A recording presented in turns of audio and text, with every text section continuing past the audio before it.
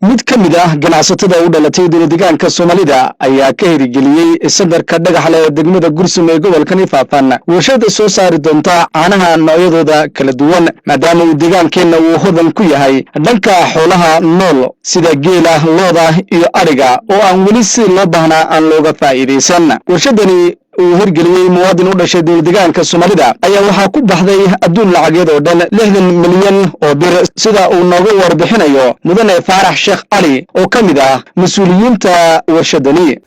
warshadani waa warshad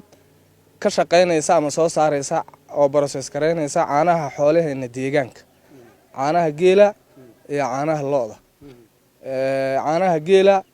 waaxda process gareynaysa waxa la yiraahdaa UST waxay ka dhigan tahay waa caano long life nolol dhay xilli dheer noqonaya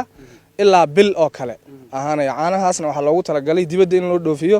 si wadanka dollar ay u soo geliso caanaha looda iyaga way ka sii badan tahay 9 bilood bay dhay ahaanayaan waa packaging carton hoosta aluminum ka abay ku sameynaysaa 9 bilood bay ahaanaysaa oo dhay loo ah waxa kale oo ay sameynaysaa soo saaraysaa garood caana garood ay sameynaysaa ama urgo sida af xabashiga loo yaqaan sidoo kale waxay soo saaraysaa subag waxay soo saaraysaa kale bahalka la yiraahdo burcad cheese la yiraahdo cheese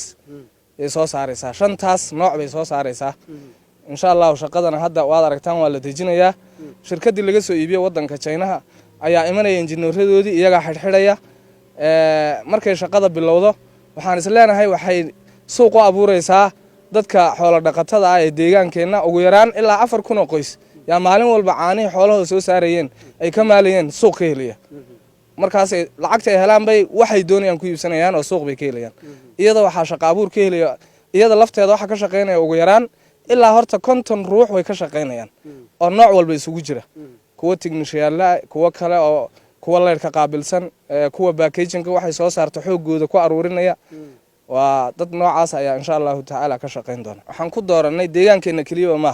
dalka warshad noocan oo kale capacity gaas lama leh halkii saac 2,000 oo litir oo caano ay awood u leedahay inay process gareyso oo ay soo saarto output ka dhigto ee awood u leedahay waxaan ku dooranay maadaama dalka ama deegaankeena ay jirin warshad noocana dadkuna u baahan yihiin caano xilli walba dhaya inay helaan gaar ahaan caano geel oo dhaya xilliga doonto si loo helo yaan ku dooranay waxaan aragnay inay jirto baahi loo baahan yahay bulshadu u baahan tahay in warshad noocana loo keeno oo loo sameeyo tan iyo intuu isbedelka uu ka dhacay deegaankeena Soomaalida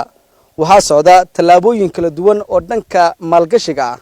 oo markaas ay sameynayaan ganacsatada iyo qurbo joogta u dhalatay deegaanka Soomaalida oo waqtiyada hore aan u suurtoobin inay ganacsi ay ka sameeyaan deegaankooda sabab jira awgooda warshadani haddana aan joogno oo markaas uu maal gashaday mid ka mid ah muwaadiniinta u dhalatay deegaanka Soomaalida ayaa waxa ku baxday adduun lacageed oo dhan 60 milyan oo bir waxayna soo saari doontaa warshadani sida ay noo sheegeen mas'uuliyiinta warshadani in ka badan 16,000 oo litir oo caanaha noocyadiisa kala duwan ah Lumaan Cabdi Axmed SRTV dhagaxle